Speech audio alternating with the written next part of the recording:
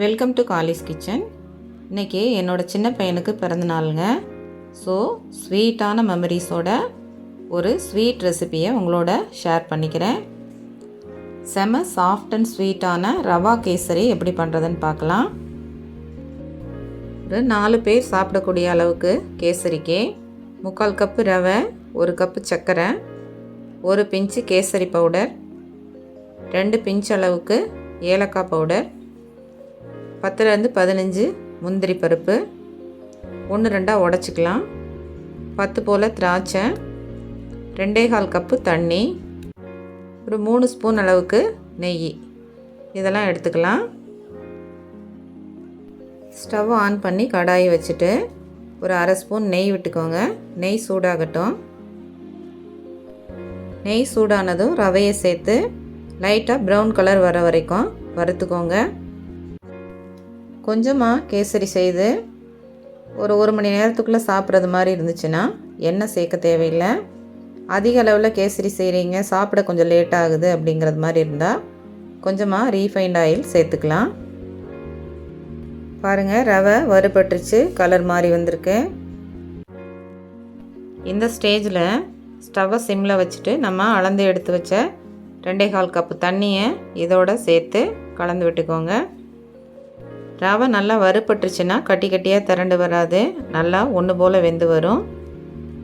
அடுத்து food colour, அதாவது கேசரி பவுடரை 1 ஸ்பூன் தண்ணி விட்டு கரைச்சி இதோட சேர்த்து ஒரு 3 நிமிஷம் கலந்து விடுங்க.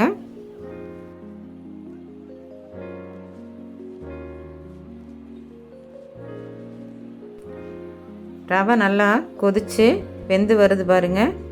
இப்போ ஸ்டவ்வை கொஞ்சம் கம்மி பண்ணி மீடியம் ஃப்ளேமில் வச்சுக்கோங்க, இல்லைனா கையில் தெரிச்சிரும். அடுத்து ஸ்டவ்வை சிம்மில் வச்சுட்டு மூடி போட்டு ஒரு 2 நிமிஷம் வேக விடுங்க.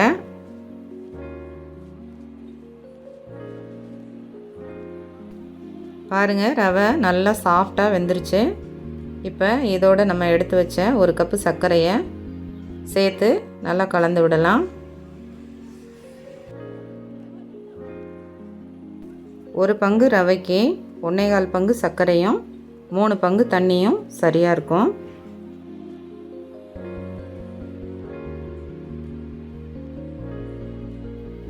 இப்போ எடுத்து வச்ச ஏலக்காய் பொடியை சேர்த்து கலந்து விட்டுக்கோங்க.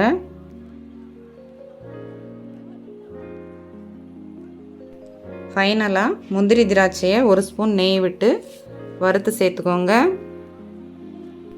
நெய் சூடானதும் முந்திரியை சேர்த்து கொஞ்சம் வறுபட்ட பிறகு திராட்சையை சேர்த்து திராட்சை நல்லா உப்பி வந்ததும் கேசரியோடு சேர்த்துருங்க.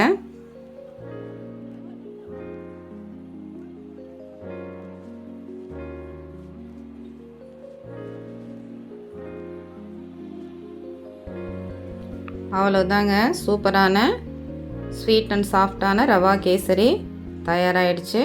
நீங்களும் செய்து சாப்பிட்டு பார்த்துட்டு எப்படி இருந்துச்சுன்னு கமெண்ட்டில் சொல்லுங்கள். வீடியோ பிடிச்சிருந்தா லைக் போட மறந்துடாதீங்க.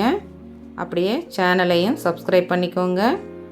அப்படியே என்னோடய பையனுக்கும் உங்களோட மனமார்ந்த பிறந்தநாள் வாழ்த்துக்களை சொல்லிவிடுங்க. நன்றி, வணக்கம்.